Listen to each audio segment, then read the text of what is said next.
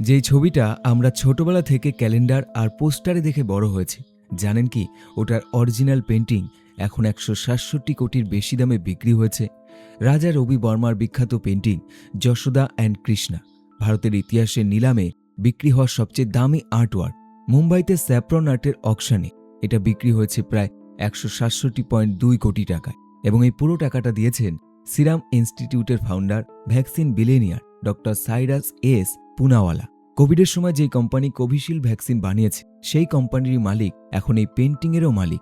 ছবিটায় আছে যশোদার কোলে ছোট্ট কৃষ্ণ, মা ছেলের একদম নরম ঘরোয়া মুহূর্ত, কিন্তু আমাদের কাছে এটা ভক্তি আর ভগবান শ্রীকৃষ্ণের সাথেও জড়িত।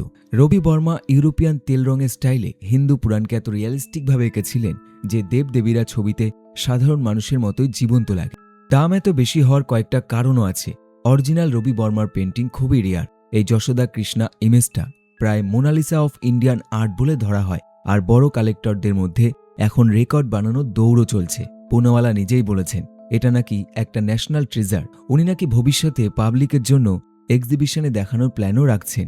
ভাবুন তো, যেই ছবি একসময় ঘরে ঘরে 5 টাকার ক্যালেন্ডারে ঝুলত, তার অরিজিনালটাই আজ 167 কোটির বেশি। এরকমই ভিডিও পেতে চ্যানেলটি অবশ্যই সাবস্ক্রাইব করে রাখুন।